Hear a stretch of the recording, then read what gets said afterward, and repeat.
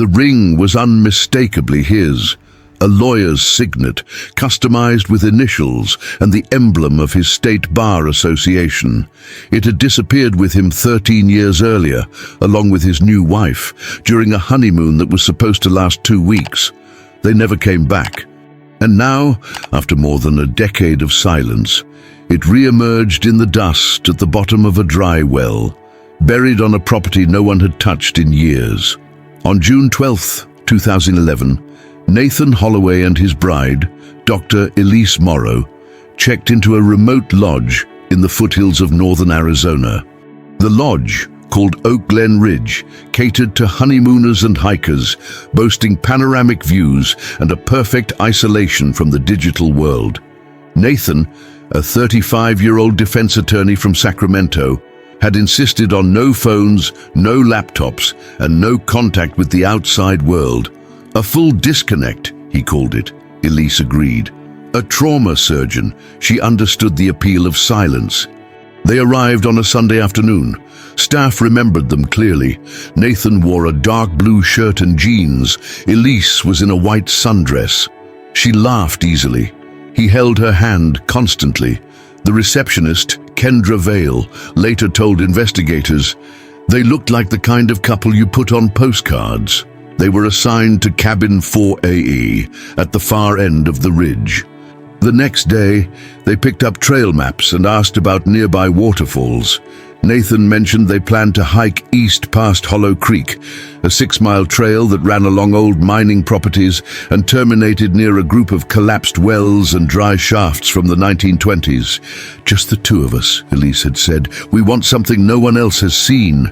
By Tuesday morning, they were gone. When they missed their checkout on June 17th, the staff assumed they had extended their trip.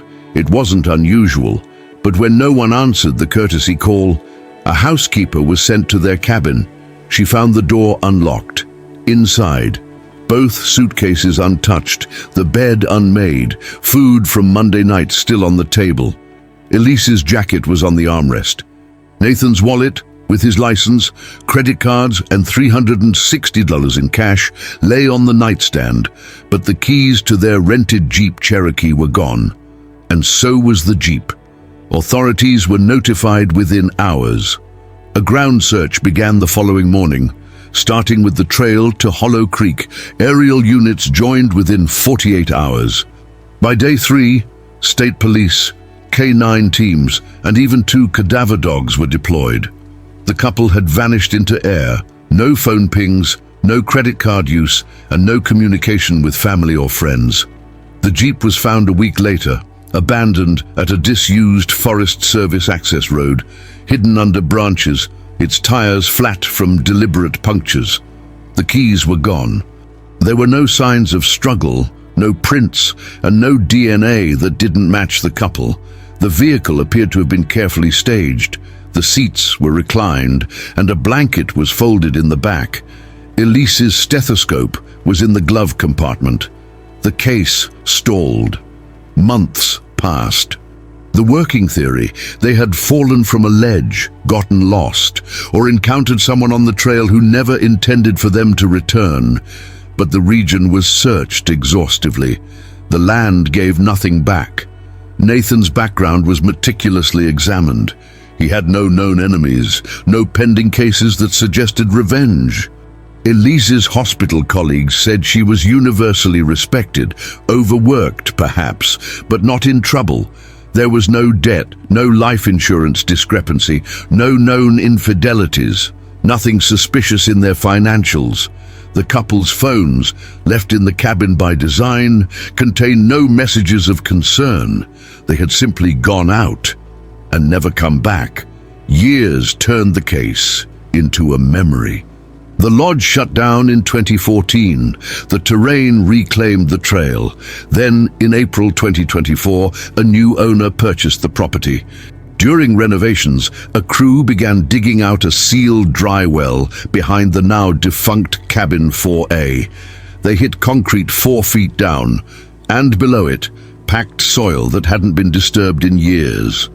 As they broke through, one of the workers noticed something glittering in the dirt, a gold signet ring. scratched but intact. On the inside band, engraved in delicate cursive, N.H., State Bar of California, 2009. Within days, a forensic team was on site. The well, originally believed to be capped in the 1960s, was excavated under full chain of custody. No human remains were immediately found, but fragments of clothing consistent with a white sundress and a men's hiking boot were recovered. Back in Sacramento, Nathan Holloway's father received a call he never expected. The ring had been identified. Officially, the case was reopened.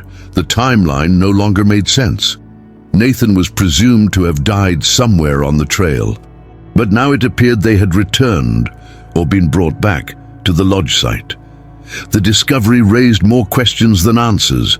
Who sealed the well? Why was the ring left behind? And how did no one hear what happened 13 years ago? In a cabin that stood less than 40 meters from where the ground had been quietly disturbed. The next finding, however, would unravel the entire assumption about who had really disappeared and who might never have left. The forensic team returned the next morning. Digging resumed at first light, and by 10:43 a.m., a second object was recovered from the compacted earth, a wristwatch, cracked, stopped at 2:16. Investigators quickly confirmed it belonged to Elise Morrow. It had been a graduation gift from her residency supervisor, engraved on the back, "To Dr. Morrow, for every second that saves a life." But it was the location of the find that shifted the entire narrative. Elise's watch was buried deeper than the ring, about 12 inches deeper. The implication, while subtle, was profound. If Elise's watch had been deposited after Nathan's ring, it suggested that she had been placed there last, not at the same time, not together. The idea that the couple had simply died in an accident, together, in a fall, now seemed improbable. The whole was now treated as a crime scene. Investigators reviewed all original reports from 2011. There was one troubling detail that stood out: the original trail log from the lodge, where guests recorded their plans before departing. According to lodge protocol, couples heading into the backcountry had to write their intended destination, route, and return time. On June 13th, someone had entered a route toward Hollow Creek South Loop, but the handwriting was never verified. The name line was blank. At the time, it was assumed to be Nathan's. Now, forensic analysts revisited the page. A handwriting expert from the state lab confirmed the entry did not match samples of Nathan's writing collected from court filings, nor Elise's from hospital records. It had been written by someone else. A false entry, a misleading trail, the first real sign of deception. Meanwhile, efforts to identify any DNA from the ring or watch yielded nothing.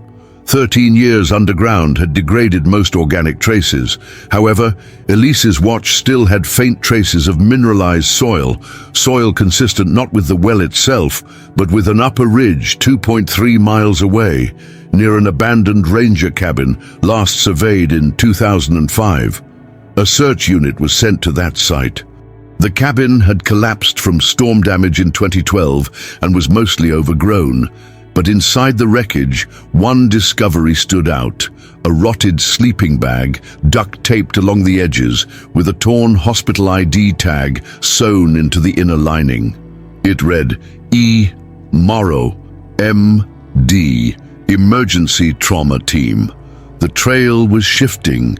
Agents now pursued a new working theory: that Elise had survived longer than originally assumed, that she had possibly been held, that the couple did not vanish at the same time or by the same means. This theory gained further weight when a retired investigator from the original 2011 search, Line T, Ken Mara, came forward with a neglected detail. During the initial search, a volunteer had reported seeing a light at the ranger cabin on the night of June 14th, 3 days after the couple was last seen. At the time, this was dismissed. Power to the area had been cut since 2007. Rangers chalked it up to hallucination or confusion. But Mara, now retired, had always felt uneasy about it. He provided a written report from that night. Volunteer witness stated she saw a flicker, like a lantern or small firelight around 3 Isoa M from the East Ridge. When that report was matched with Elise's wristwatch, stopped at 2:16 a.m., the connection became hard to ignore. Back at the well site, the digging stopped. Below Elise's watch, nothing more was found. No bodies, no further personal items, just a series of compacted soil layers, likely smoothed and sealed by hand. The new owner of the property, a man named Garrett Sloan, was questioned. He had purchased the land at a tax auction 2 years earlier and had no connection to the Holloway case. But when authorities reviewed the prior deed history, a troubling coincidence emerged. Between 2013 and 2016, the property had been held under a holding company registered in Nevada, Oak Tree Restoration LLC. No website, no active address. But further investigation revealed the name of the manager, Donald Prentice, a former paralegal who had worked under Nathan Holloway from 2008 to 2010. Prentice had disappeared in 2017 after being implicated in a fraud scheme involving forged signatures on probate cases. His last known address was in Flagstaff, Arizona, less than 90 minutes from Oak Glen Ridge. Now, a new suspect, and possibly a third person present during the couple's disappearance, was on the board. Agents tracked Prentice's last communications and financial activity. One item stood out, a $4,200 payment to a local well capping contractor in 2011 for emergency septic work. The contractor had no memory of the job, but still had the invoice and GPS tag. The coordinates matched the now uncovered well. It had been sealed on June 18, 2011, the same day the lodge had reported Nathan and Elise officially missing. And yet, the most disturbing revelation was still to come. Forensic anthropologists, combing through Elise's torn sleeping bag, found a short strand of hair caught in the zipper. It was lighter than Elise's, short, male. Initial mitochondrial testing ruled it out as Nathan's. Whoever it belonged to had been close to her, likely in the final days of her life, and had not been part of any original narrative. 13 years later, the ring was just the beginning, and somewhere out there, the person who buried it still hadn't been found. The storm had moved in by the time the forensic team arrived at the collapsed ranger cabin for a second. Deeper pass.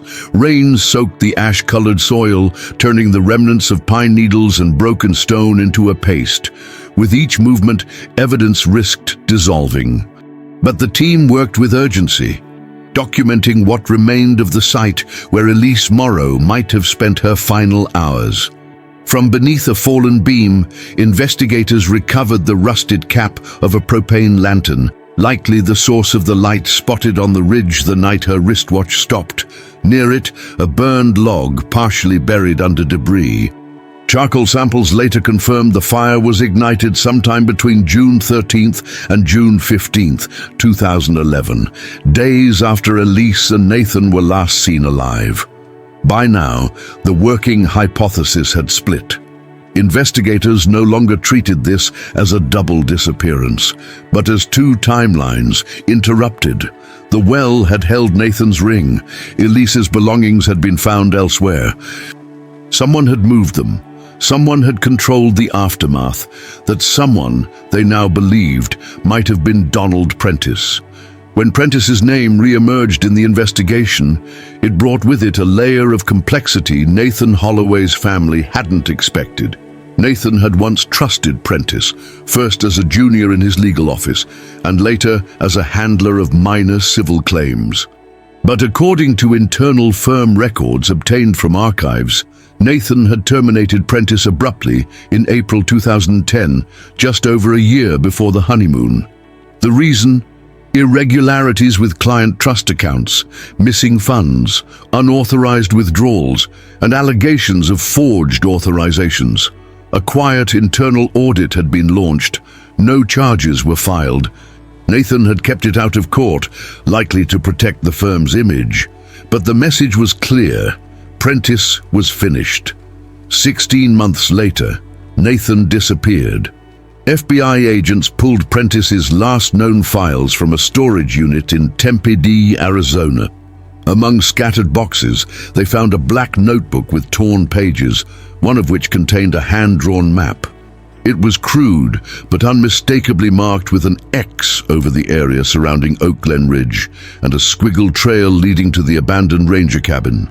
Next to the X, a note, "Stay away after drop." But what had been dropped? Elise? A weapon? A message? Back in California, a retired court clerk named Rose Davison reached out after hearing news of the reopened case. She recalled something odd about Nathan's last weeks. On June 4th, just days before his trip, he had visited the Sacramento County Recorder's office. The visit wasn't part of any case. Nathan had accessed a set of archived deeds for properties in rural Arizona. Rose remembered because he'd asked for copies of documents filed under obscure LLCs, including one, Oak Tree Restoration. He had discovered something that may have led him to realize Prentice was still operating, maybe even near Oak Glen Ridge. Investigators believe Nathan may have intended to confront him alone, but Elise went with him. The question now shifted. Did Nathan lead them into a trap unknowingly, or was Elise the one in danger? In the lodge's storage attic, a new clue appeared, one that had been overlooked during the original 2011 investigation. A damaged guest logbook, curled from water and time, was being scanned and digitized when page 36 revealed something previously illegible. A reservation for Deedon Prentice, May 29th to June 4th, 2011, 2 weeks before the couple arrived. Cabin 4A, the same unit Nathan and Elise would later occupy. This placed Prentice at the exact location, just before their arrival. Further examination revealed maintenance reports filed shortly after Prentice's stay, noting that the rear basement access door in cabin 4A had been jammed and repaired, apparently forced from the outside. Staff had assumed it was storm damage. They were wrong. A hidden entrance, a guest log that had been manually torn, then taped back in. It was now clear someone had prepared that cabin. When investigators searched regional building permits, they learned that Oak Tree Restoration had submitted a septic tank repair request for a non-existent structure on land adjacent to the lodge, using falsified coordinates. The listed contractor, a man named Harlan Bly, long deceased by 2009. Whoever filed the form had used a dead man's credentials to justify digging on private land near the lodge under cover of a phony environmental fix, which explained the concrete cap over the well, which explained the missing trail markers on the east loop, which explained, maybe, why no one had ever heard a scream. But nothing explained Elise's final hours. Her family, now aware of the discovery, flew from San Diego to Arizona. Elise's sister, Rachel Morrow, provided dental records and tissue samples from a preserved hairbrush. These were matched to DNA extracted from a small sliver of cloth pulled from the sleeping bag, confirming the presence of Elise at the ranger cabin. The male hair found in the zipper, however, did not match Nathan, and it did not match Prentice. In a twist no one expected, it matched a third man, someone who had never been considered in the investigation, a seasonal lodge employee, groundskeeper, hired in April 2011, gone by July. His name, Cody Brennan, age 27 at the time, arrested in 2014 on unrelated charges. Released on parole in 2019, the timeline shifted again. Now there were two men, Prentice, who planned the site, and Brennan, who may have executed something darker. Warrants were issued. Brennan's current address, outside Elko, Nevada, was placed under surveillance, but the final piece came not from law enforcement, but from a private hiker. 2 days before Part 3 concludes, a GPS-tagged photo appeared on social media, taken near the ridge west of Oak Glen. In the background, barely visible, was an old hunting cabin that had never appeared on official maps. When agents arrived, they didn't find a body, but they did find a sealed freezer buried beneath the floor. Inside it, documents, camera film, and what appeared to be a handwritten confession. The camera bore initials scratched into the plastic casing, EM, and the first frame, when developed, showed a single image. Elise, staring directly into the lens, eyes swollen, holding a date card, June 16, 2011. She had been alive 3 days after the search began. What followed would break open the case entirely. The film roll recovered from the buried freezer held 6 frames. The first was Elise, eyes red, visibly restrained, holding a card with the date June 16, 2011. The others were more ambiguous. A partial image of the inside of a wooden structure, a close-up of a worn-out hiking boot, a blurred silhouette of a man, back turned to the camera, and then the final photo, a crudely written message, scrawled onto the inside of a cardboard food box.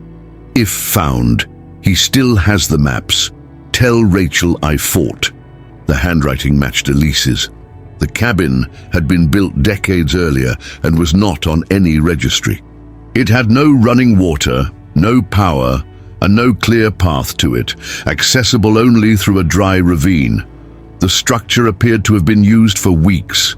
Food wrappers, old water jugs, ropes, a metal folding chair bolted to the floor, duct tape remnants, and a radio receiver disabled but present. It had been a prison and a holding point.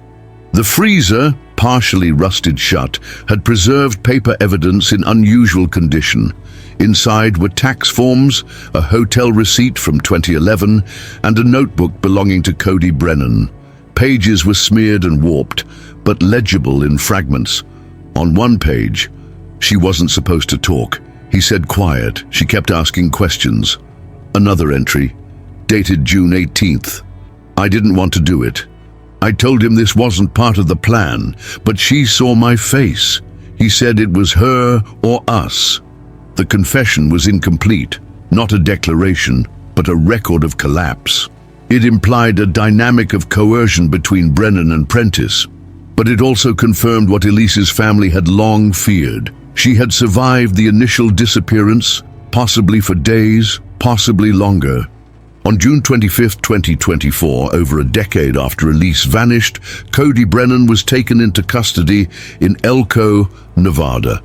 He did not resist. During initial questioning, he denied involvement, then later admitted to being there, but claimed Prentice controlled everything.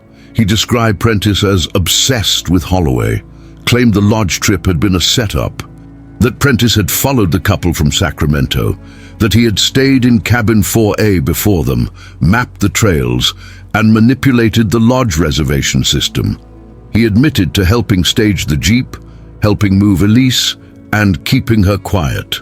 When pressed about what had happened at the cabin, Brennan refused to answer directly. I wasn't the one who buried the ring, he said. That was him. I wanted to walk away. Asked where Prentice was now, Brennan only said, gone, like he always planned. Prentice remains at large. The FBI escalated the case to a national fugitive status. His last confirmed appearance was in Yuma, Arizona, in late 2017, using a forged ID at a Western Union. Since then, no digital footprint, no purchases, no addresses, no family willing to talk. He had vanished, methodically. Elise Morrow's death was never formally witnessed, but forensic consensus concluded she likely died between June 17, 2011. The well was sealed on the 18th. Brennan claimed she died of dehydration and shock. Though no physical remains were recovered, her case was officially closed as a presumed homicide. Nathan Holloway's fate remains unconfirmed. His ring was found, his boot, Traces of his blood were located inside the Jeep, but no body, no confirmed time of death. Investigators believe he may have confronted Prentice early and been killed quickly, or possibly subdued and disposed of elsewhere. Nathan's father, Richard Holloway, released a short statement to the press. 13 years is an unbearable time to wait for silence to be broken. We don't know what Nathan knew or why he went to that trail, but we know he loved her, and he tried. Elise's sister, Rachel, refused most interviews, but her voice appeared in court during Brennan's sentencing hearing, played from a pre-recorded victim impact statement. "My sister was a trauma surgeon. She saved lives in emergency rooms. But in her final days, no one could save her. She held on. She fought." We know that now. Brennan was sentenced to 45 years without parole for conspiracy to commit kidnapping, unlawful imprisonment, and obstruction of justice. Though not convicted of murder, the court recognized his role in the circumstances leading to Elise's death. The Oak Glen Ridge Lodge was leveled in July 2024. No buyer wanted it. The land was transferred to the State Park Service and designated restricted access indefinitely. As for Prentice, his name remains on the U.S. Marshals Wanted list. Every few years, a sighting is reported. A man in the background of a train station, a guest at a desert motel, a signature that doesn't quite match. None are confirmed, but none are dismissed. Some believe he died in the wilderness, others think he escaped to Central America. The truth is unknown, but a ring was found, and a message was left.